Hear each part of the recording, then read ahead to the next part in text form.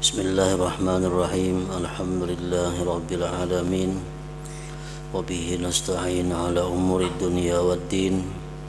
Wassalatu wassalamu ala asyrafil anbiya wal mursalin Sayyidina wa maulana Muhammadin wa ala alihi wa sahbihi ajma'in.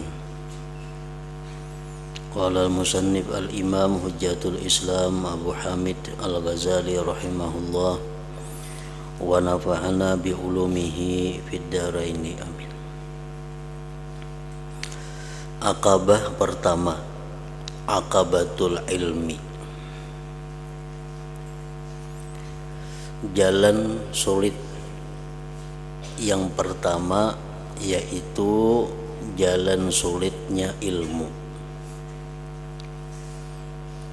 Seseorang yang hendak mengabdi kepada Allah, yang hendak beribadah kepada Allah, yang pertama jalan yang mesti dilaluinya adalah menjalani aqabah ilmu.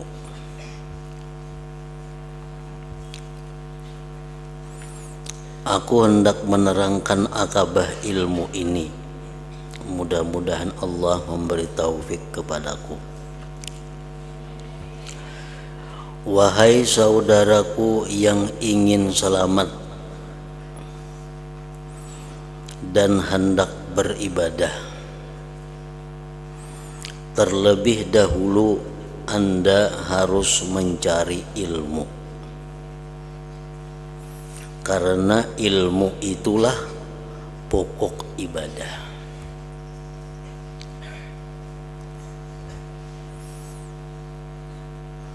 Demikian yang dialami dan diperintahkan pula oleh Rasulullah sallallahu alaihi wasallam sebagaimana beliau menerima wahyu yang pertama, yaitu adalah Iqra.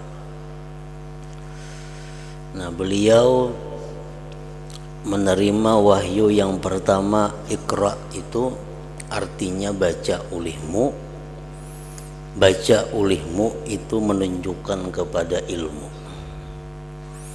Jadi Rasulullah kada diperintahkan sembahyang pertama-tama, kada diperintahkan puasa, kada diperintahkan zakat, kada diperintahkan haji, kada diperintahkan ibadah-ibadah yang lain selain daripada ilmu.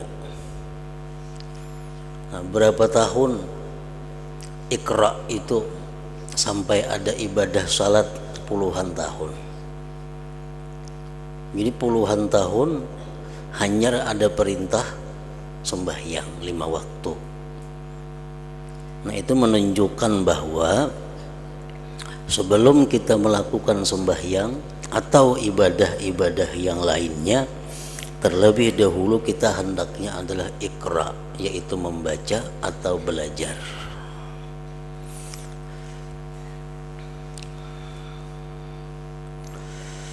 Terlebih dahulu Anda harus mencari ilmu,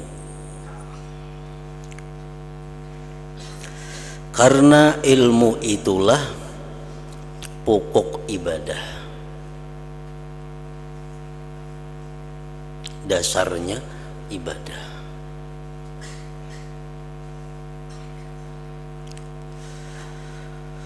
Ketahuilah ilmu dan ibadah merupakan dua mutiara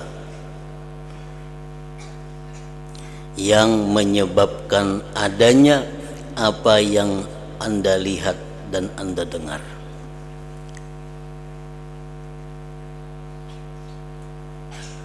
Seperti kitab-kitab karangan para pengarang,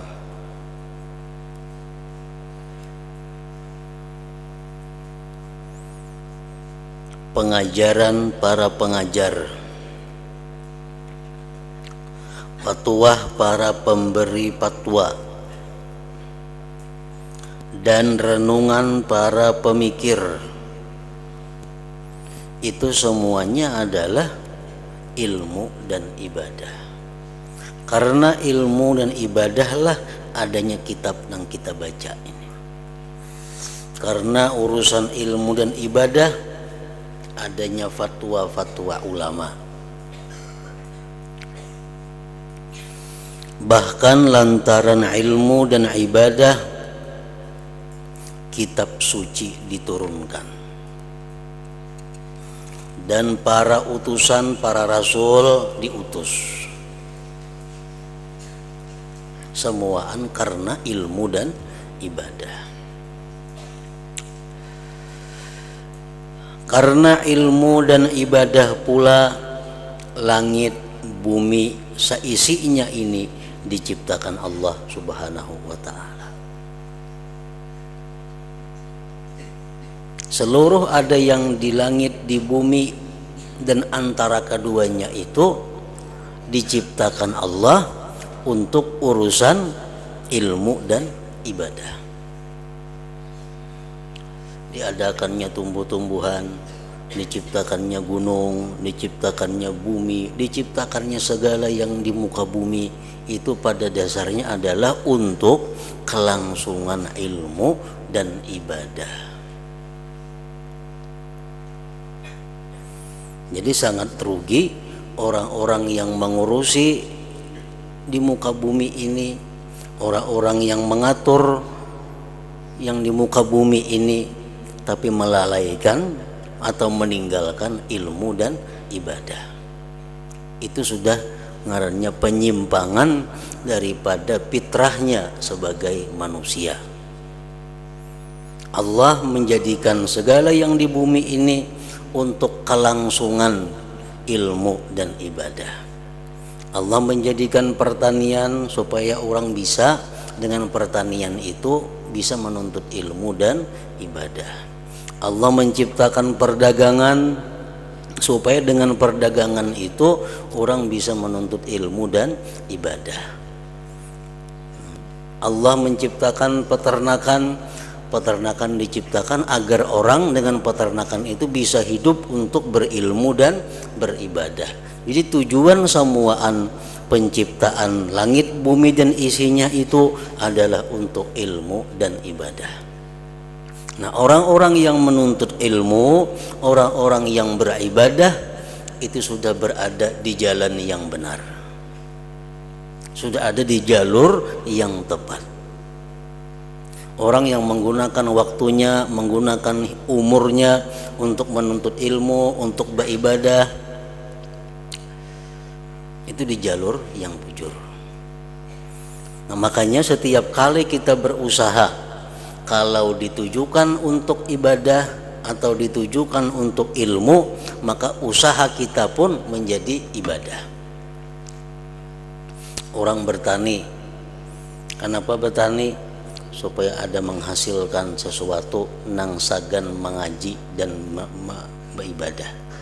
Nah, maka pertaniannya itu pun jadi berpahala. Orang berdagang, apa yang berdagang?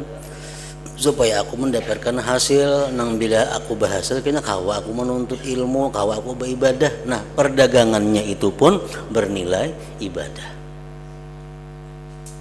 Sampai-sampai napa ikam guring. Nah, aku guring supaya aku kena nyaman menuntut ilmu, nyaman beribadah. Nah, guring itu pun jadi berpahala. Nah, jadi seluruh apa yang di muka bumi ini intinya adalah dicipta Allah untuk beribadah. Jangan terpaling.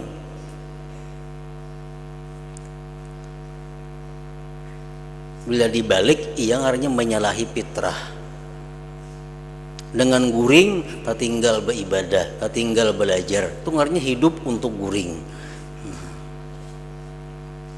Akibat guring beribadah kada, belajar kada, ini tak guringan, berarti ini di jalur yang salah. Allah menciptakan ini bukan untuk guring, ada inya kada untuk guring. Orang nang sibuk bertani, sibuk beternak, sibuk bermacam-macam, kada kau lagi beribadah, kada kau lagi nuntut ilmu, ini ngarannya membalik keadaan. Terbalik keadaannya. Mengorbankan nang sebenarnya untuk mendapatkan sesuatu nang sementara. Karena ilmu dan ibadah pula langit, bumi, seisinya dan ini diciptakan oleh Allah Subhanahu wa taala. Salah satu pengertian maksud yang terkandung dalam ihdinas siratal mustaqim. Setiap hari kita minta kepada Allah, berapa kali sehari kita ihdinas siratal mustaqim, tunjukilah kami ke jalan yang lurus. Maksudnya apa? Tunjukilah kami supaya hidup ini di jalur yang benar, supaya di jalan yang lurus. Jalan yang lurus itu jalan kayak apa? Jalan di mana hidup kita sesuai dengan fitrah kejadian kita.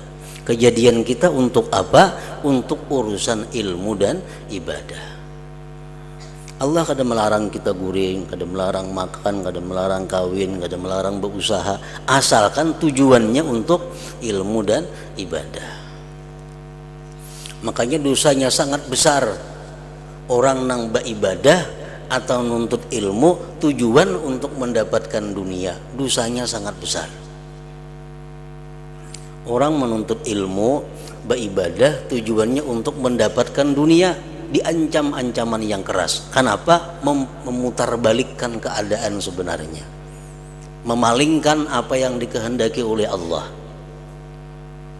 Orang menuntut ilmu karena mencari kedudukan, mencari harta, ancamannya neraka. Orang yang sembahyang, beribadah tapi tujuannya untuk selain Allah, tujuannya untuk mendapatkan dunia, hukumannya berat di sisi Allah. Nah, kenapa? Karena ini ada di siratal mustaqim, ada di jalan yang lurus. Jadi beruntung, berbahagia, bersyukur, berbangga orang-orang yang hidup menuntut ilmu dan ibadah karena dia berada di jalan yang lurus. Renungkanlah dua ayat dalam kitab Allah berikut. Firman Allah Ta'ala, Allahul ladzi khalaqa sab'a samawati wa minal ardi mithlahun yatanazzalul amru bainahun lita'lamu anna Allah ala kulli syai'in qadir wa anna Allah qad ahata bi kulli syai'in ilma.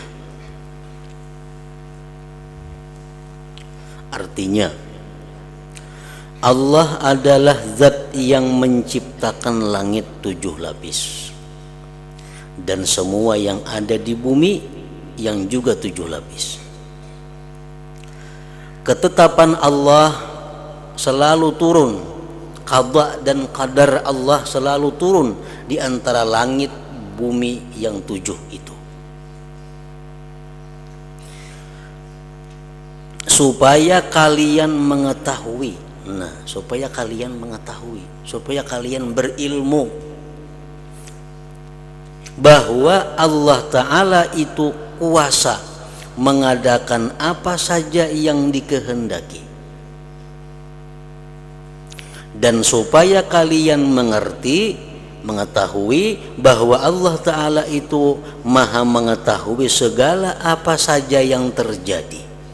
Nah, ini adalah ayat urusannya ilmu. Allah menciptakan langit, menciptakan bumi 7 lapis. Supaya apa? Supaya kalian tuh mengetahui bahwa itu adalah ciptaan Allah. Cukuplah ayat ini sebagai dalil atas kemuliaan ilmu. Lebih-lebih ilmu tauhid, ilmu yang berhubungan dengan pengenalan kepada Allah Subhanahu wa Ta'ala, mengesahkannya. Yang kedua, firman Allah Ta'ala, wa ma khalaqtul jinna wal insa illa liya'budun. Artinya, tidaklah aku menciptakan jin dan manusia kecuali agar beribadah kepadaku.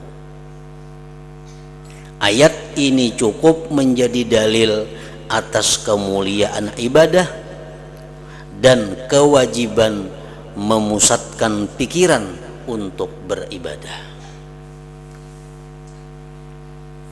Jadi cukup sudah dalil itu, 2 ayat Allah, bagaimana keutamaannya ilmu dan bagaimana keutamaannya ibadah itu.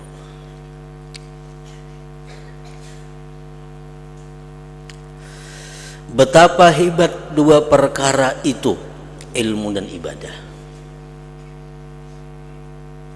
Keduanya, ilmu dan ibadah, adalah tujuan penciptaan dunia dan akhirat. Allah menciptakan dunia dan akhirat karena ilmu dan ibadah.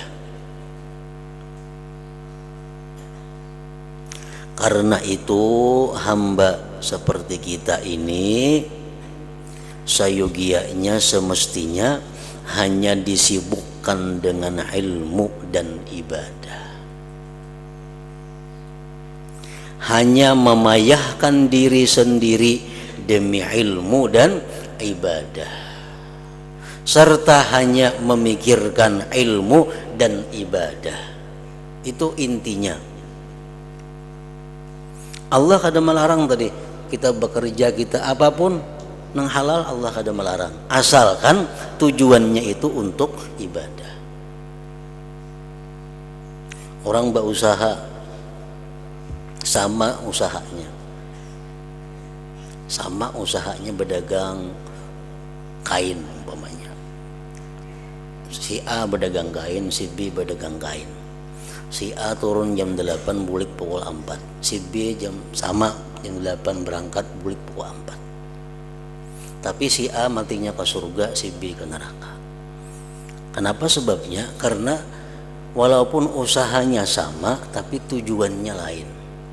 Si A ini berdagang tujuannya untuk ibadah. Sedangkan si B ini berdagang tujuannya untuk mengumpulkan harta kekayaan dunia. Jadi berdagangnya itu kada jadi masalah. Nang jadi masalah tujuannya untuk apa? Itu nang jadi soal. Selama kita berusaha dunia dengan tujuan untuk berilmu dan beribadah, jadi beruntung. Jadi berhujung kada berhujung, payu kada payu, sudah untung. Kita turun hari ini ke toko, turun hari ini ke sawah, turun hari ini menurih, tujuan ulihan hari ini, keuntungan hari ini sebagian untuk menafkahi keluarga anak bini, sebahagian kunafkahkan untuk silaturahmi, memberi keluarga atau orang tua nang kada mampu, sebahagian keuntungan nang kudapatkan hari ini untuk membantu anak yatim, sebagian keuntungan usahaku hari ini akan kugunakan untuk membangun sarana-sarana Islam, masjid, pesantren, madrasah. Turun ini ke toko. Nah ini sudah orang ini berusaha, niatnya sudah ibadah. Di toko payu kada payu, bulik sudah membawa pahala. Bulik sudah membawa pahala. Kayaknya kamarian berapa hasil dagangan, berapa payunya, sesuaikan lawan niat. Nah ini modalnya, ini untungnya untuk ini sekian tadi, ini untuk ini berdagang demikian tiap hari. Kalau berdagang macam itu, berdagang ngarannya fisabilillah. Mati fisabilillah, asal niatnya macam itu. Niatnya macam itu. Aku berdagang hari ini, keuntungan nang ku dapat hari ini sekian persen untuk memberi makan anak buah, sekian persen untuk memberi makan diriku sendiri, keperluanku, sekian persen untuk keluarga yang kada mampu, sekian persen untuk agama Islam, sekian. Nah itu sudah setiap langkah yang ia ayunkan ke toko, langkah ibadah. Mati tengah jalan, mati fisabilillah. Payu kada payu, pahalanya kada kurang. Nah ini orang sudah beruntung. Kalau nya kada berniat, mati rahatan mencari dunia.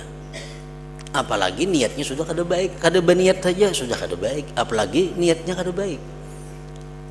Nah jadi itu gunanya ilmu. Bila berilmu tahu macam itu.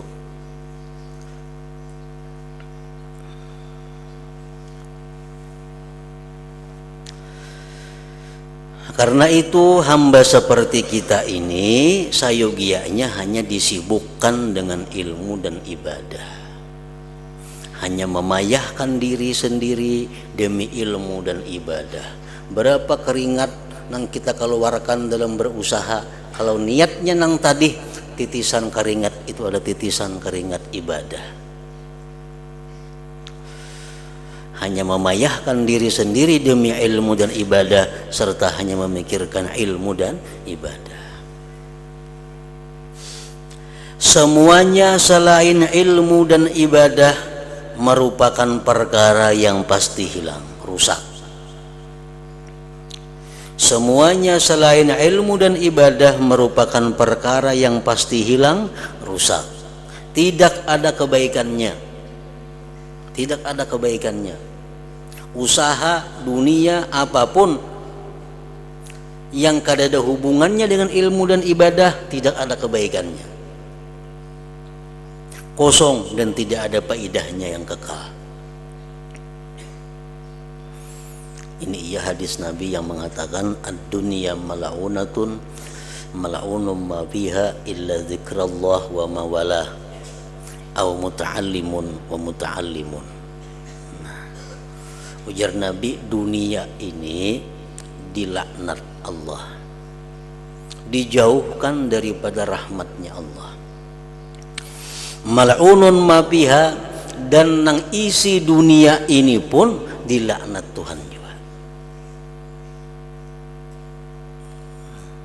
Dunia dilaknat Tuhan artinya dijauhkan daripada kasih sayang cinta Allah, dan isi dunia ini pun dijauhkan juga daripada rahmat cinta kasih sayang Allah.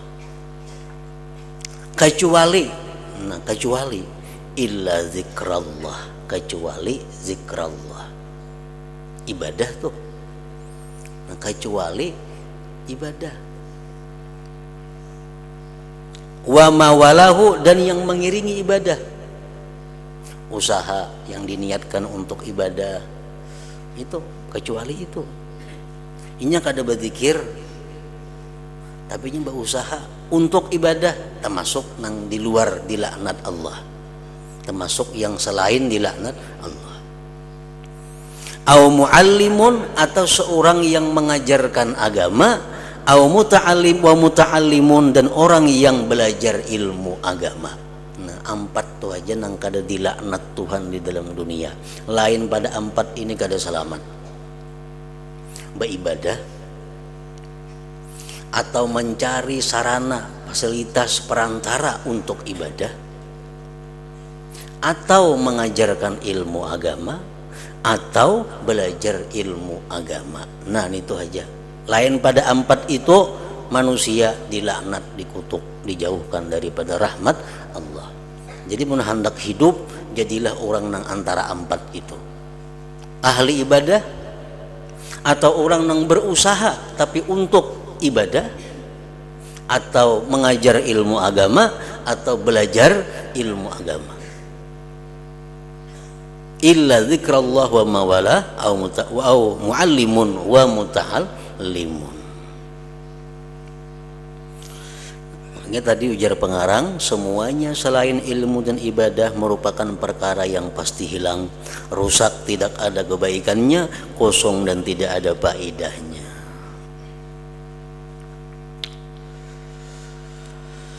Apabila Anda telah mengerti hal tersebut, maka ketahuilah bahwa ilmu itu lebih mulia dan lebih utama daripada ibadah.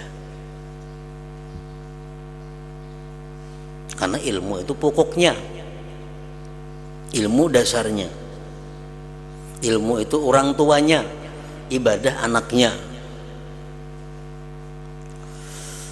Maka ketahuilah bahwa ilmu itu lebih mulia dan lebih utama daripada ibadah. Itulah sebabnya Rasulullah sallallahu alaihi wasallam bersabda, "Inna fadlal alim 'alal 'abid kapadli 'ala adna rajulin min ummati." Artinya sesungguhnya keutamaan orang yang berilmu dibandingkan dengan ahli ibadah Itu bagaikan keutamaan diriku dibandingkan dengan lelaki paling hina dari umatku. Inya ini menuntut ilmu, inya ini mempunyai ilmu alim. Artinya apa? Mempunyai ilmu lebih daripada sekedar ibadah yang diperlukannya. Inya beribadah juga, cuma lebih banyak urusan ilmu yang digelutinya, ilmu agama. Ada yang saya kuni ibadah melulu, ada juga bisi ilmu, cuma ilmu sekadar inya kau beribadah. Nyeba ilmu, ilmu tentang masalah wudu, ilmu mandi janabah, ilmu sembahyang, ilmunya puasa, ilmunya haji, nyeba ilmu ini itu. Cuma untuk ilmu urusan lain inya kada sempat, nyeba ibadah aja. Ada yang saya kong ini ibadahnya kada seberapa, cuma ilmu nang diperkuatnya.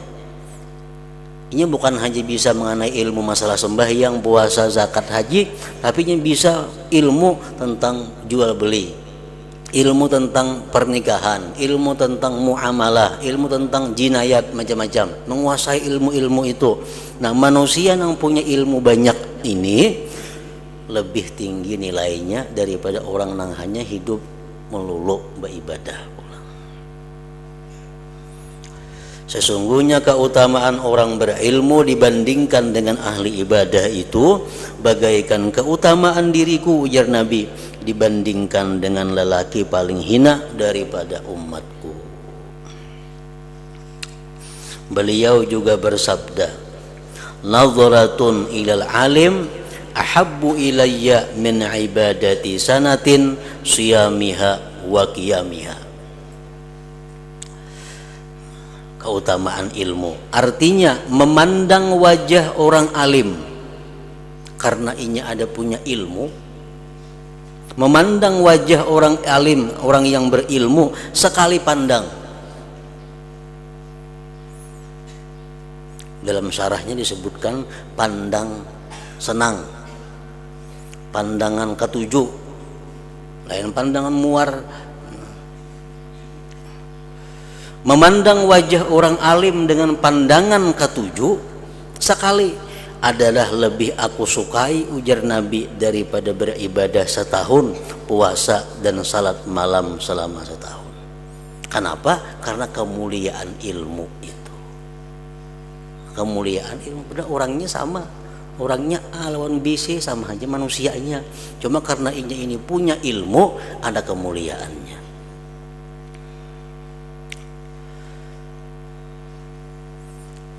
Ditafsirkan oleh hadis Nabi yang lain, man nadhara ila wajhil alim papariha biha. Nah, itu tafsirnya. Khalaqallahu ta'ala min tilkan nadhrah malakan yastaghfiru lahu ila yaumil qiyamah. Barang siapa yang memandang kepada wajah orang alim, maka dia senang dengan pandangan itu. Kita memandang kepada orang alim, hati kita gembira. Nah, Allah ciptakan dari pandangan kita tadi malaikat. Nang diberi tugas oleh Allah malaikat itu khusus memintakan ampun kita kepada Allah sampai hari kiamat. Memandang orang alim hati senang. Nah, itu artinya. Papariha biha. Bakait papariha biha. Kalau memandang biasa saja kada ada apa-apanya, kada termasuk.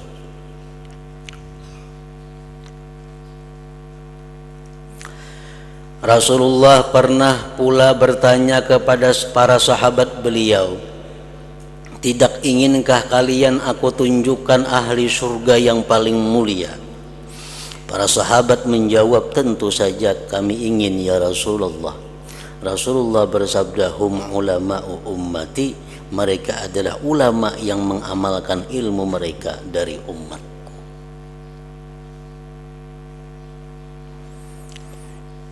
Nah, jelaslah bagi Anda bahwa ilmu itu lebih mulia daripada ibadah. Ilmu lebih mulia daripada ibadah. Meskipun begitu, hamba harus beribadah. Hamba harus beribadah selain berilmu. Jika ia tidak mau beribadah, maka ilmunya sama dengan debu yang bertaburan. Artinya apa? Ilmunya kada bermanfaat. Sebab kedudukan ilmu bagaikan pohon, sedangkan ibadah bagaikan buah pohon tersebut. Kemuliaan tentu menjadi milik pohon karena pohon merupakan asal. Tetapi pohon itu tidak ada gunanya kalau tanpa buah. Orang menanam pohon itu mengunting buah. Bila demikian, teranglah bahwa hamba tidak bisa lepas dari ilmu dan ibadah.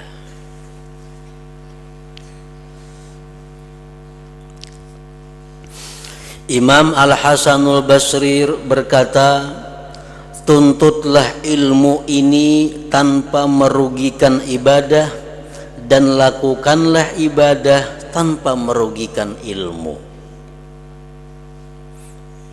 Artinya ada waktu-waktu yang sudah disiapkan. Menuntut ilmu sambahyang maka lambat, bahkan tak keluar waktu. Nah ini ngarannya menuntut ilmu tapi merugikan ibadah. Beribadah malulo sehingga kada kaubar lagi menuntut ilmu, ini ibadah yang merugikan ilmu. Ibadah jalan, ilmu jalan. Ada waktu yang kita sediakan untuk urusan ilmu, ada waktu yang kita sediakan untuk urusan ibadah. Jangan mengganggu kedua-duanya. Orang beribadah sama lamanan, timbul kan bisukan karena kau belajar. Ini beribadah mengganggu ilmu. Orang mutalaah subuh puring mau kena pukul 8, ilmu subuh tertinggal. Nah ini ilmu yang mengganggu ibadah. Ujar Imam Hasanul Basri, tuntutlah ilmu ini tanpa merugikan ibadah, dan lakukanlah ibadah tanpa merugikan ilmu. Karena kedua-duanya penting, kedua-duanya diperlukan, ilmu dan ibadah itu. Manakala sudah ditetapkan bahwa hamba tidak boleh meninggalkan ilmu dan ibadah, maka harus diketahui pula bahwa ilmu lebih utama untuk didahulukan. Jelas sudah ilmu berdahulu. Orang hendak naik haji, belajar manasik haji dahulu, ilmu berdahulu.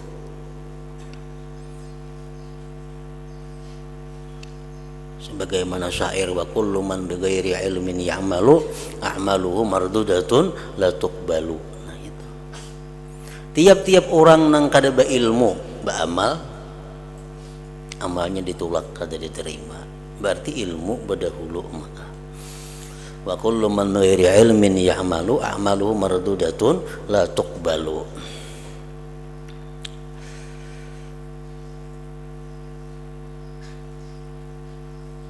Jadi kemuliaan ilmu dibandingkan ibadah jelas lebih mulia ilmu. Orang beribadah mati kada dikatakan mati syahid. Tapi kalau orang menuntut ilmu, nah menuntut ilmu matinya mati syahid. Orang tuh pekerjaannya menuntut ilmu. Arti menuntut ilmu tuh muallim au muta'allim. Jadi talibul ilim itu yashmalu mualliman wa muta'alliman. Penuntut ilmu itu mencakup pengajar dan pelajar. Orang yang hidupnya itu adalah pengajar dan pelajar mati syahid. Nah, itu salah satu kemuliaan ilmu. Ilmu merupakan asal dan menjadi petunjuk benar bagi ibadah. Oleh sebab itu Rasulullah sallallahu alaihi wasallam bersabda, ala ilmu imamul amal.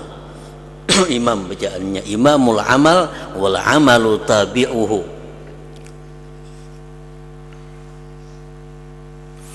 Artinya ilmu itu berada di depan amal. Ilmu itu berada di depan amal. Imam, ilmu itu imamnya amal. Bila ilmunya rusak, otomatis amalnya rusak. Orang menuntut ilmu nang salah, gawiannya salah tuh kena. Orang menuntut ilmu, hendak mencari kiblat kemana, ada kumpas. Inya kali bisa mengumpas, pasang barang aja, pas kiblat arahnya ke sana. Nah, ini ilmunya sudah salah. Sambayang inya lo salah aja juga. Karena ilmu tuh imamnya. Bila imam batal, nah nang lain bila kada mubarakah.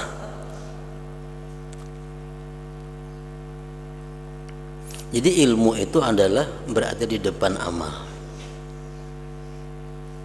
Sedangkan amal harus mengikuti ilmu. Ilmu menjadi asal yang diikuti dan wajib didahulukan atas ibadah hanyalah lantaran dua hal. Kenapa ilmu dijadikan asal, didahulukan daripada ibadah? Karena dua alasan. Satu, supaya Anda bisa menghasilkan ibadah yang selamat dan benar.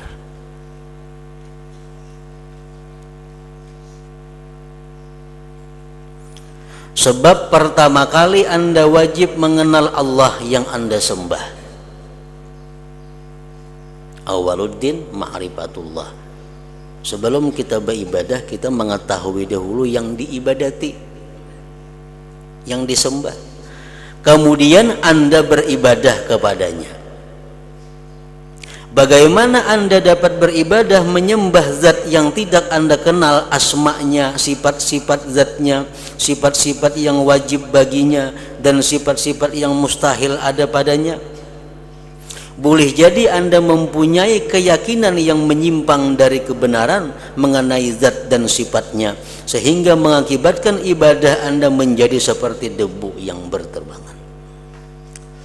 Orang kada tahu mengaji tentang tauhid, beribadah kepada Allah, tapi nya kada tahu tentang Allah, kayak apa zatnya, kayak apa sifatnya, apa yang mustahil. Nah, sembahyang menghadap Baitullah, dikira Allah berada di Baitullah situ. Nah, lalu ibadahnya jadi kada bujur. Kenapa? Karena kada mengenal tentang zat Allah. Boleh jadi Anda mempunyai keyakinan yang menyimpang dari kebenaran mengenai zat dan sifatnya.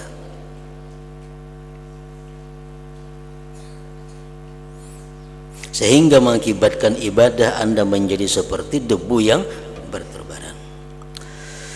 Kami telah menerangkan tentang kekhawatiran yang terkandung dalam masalah keyakinan yang tidak benar terhadap Allah ini. Dikira Allah tuh macam apakah potongannya, dikira Allah tuh kayak apakah bentuknya, menghayal-hayal, karena ini kadang mengaji tentang ilmu zat Allah, tentang ilmu tauhid. Nah, kami telah menerangkan tentang kekhawatiran yang terkandung dalam masalah keyakinan yang tidak benar terhadap Allah ini ketika menerangkan arti su'ul khatimah, buruknya kesudahan, bagian dari kitab yang menerangkan takut kepada Allah di antara bab-bab atau kitab-kitab dalam Ihya Ulumuddin.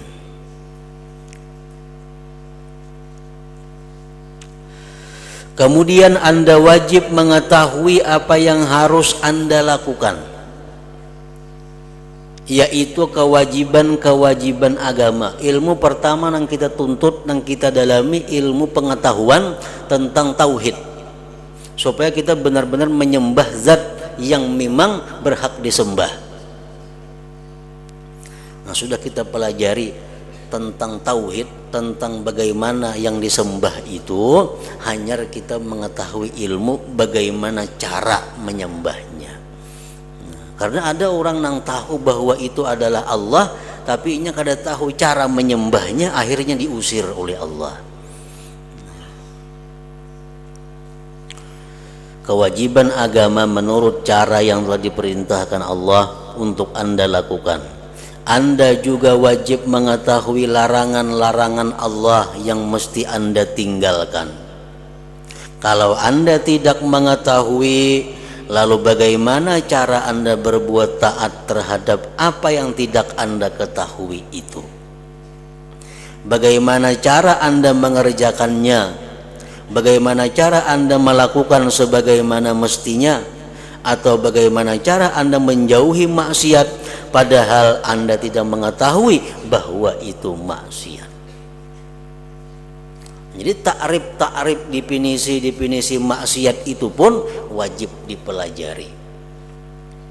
Apa yang dimaksud dengan riba? Apa takrifnya riba? Supaya kita bisa menghindar daripada riba itu. Apa yang dimaksud dengan zina? Sehingga kita bisa menghindar daripada zina itu. Nah, mempelajari ilmu itu pun termasuk keparduan, kewajiban setiap orang yang Islam.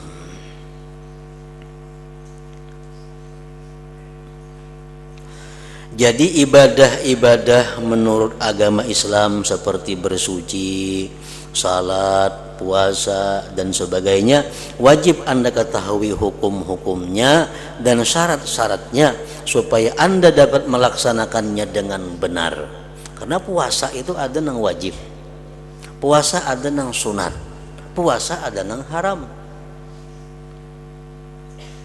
Sembahyang kayak itu juga, sembahyang ada yang wajib, sembahyang ada yang sunat, sembahyang ada yang makruh, sembahyang ada yang haram. Amun kita tahunya sembahyang aja semacam bisa tagawi sembahyang nang haram, bisa tagawi puasa nang haram. Nah, puasa di hari raya haram loh. Nah, haram. Nya kada tahu, yang penting puasa hari raya puasa juga, nah dikiranya baik. Karena kada tahu padahal itu adalah haram. Nah, itu kada tahu tentang cara penyembahan pengabdian kepada Allah.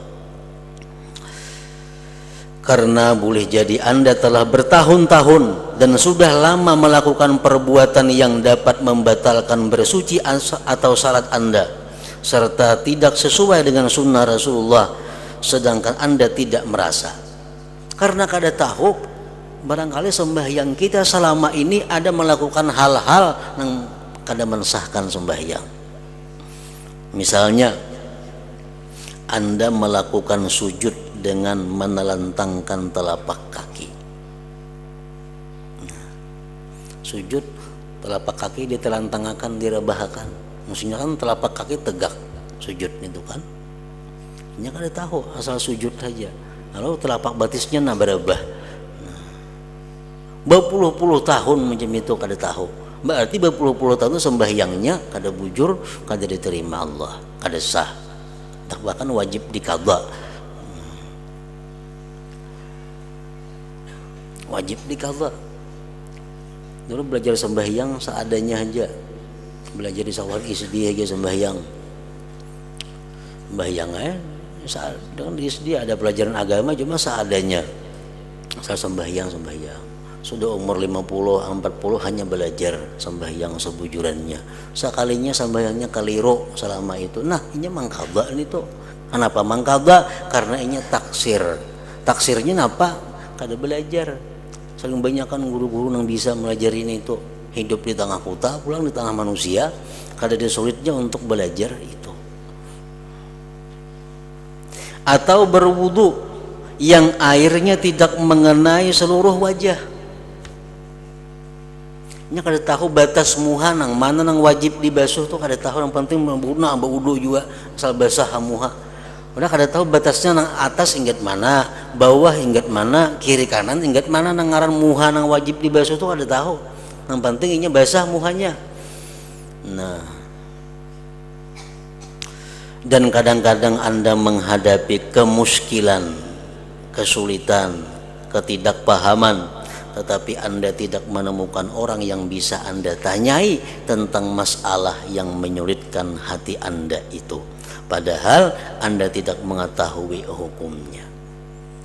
Nah, jadi itulah kewajiban kita menuntut ilmu supaya ibadah kita itu tahu kita siapa yang kita sembah, kayak apa zat sifatnya, dan tahu bagaimana cara menyembahnya itu. Nah, hingga situ seterusnya pokok menjalankan agama Allah. Alhamdulillah Nabi sallallahu alaihi wasallam. Al-Fatihah. iyyaka na'budu wa iyyaka nasta'in ihdinas siratal mustaqim. Bismillahirrahmanirrahim. Alhamdulillah rabbil alamin. Allahumma shalli wa sallim wa barik ala sayyidina maulana Muhammad wa alihi wa sahbihi ajma'in. Allahumma ighfir lana ma akhtana wa ma ta'ammadna wa ma asrarna wa ma a'lanna wa ma asrafna wa ma anta a'lam bihi minna. Antal muqaddim wa antal muakhir, la ilaha illa anta. Allahumma anfa'na bima 'allamtana wa 'allimna ma yanfa'una wa zidna fahman wa ilman wa amalan wa huda wa taufiqan bi rahmatika ya arhamar rahimin. Sallallahu alaihi wasallam maulana Muhammad wa alihi wa sahbihi wa sallam. Alhamdulillah rabbil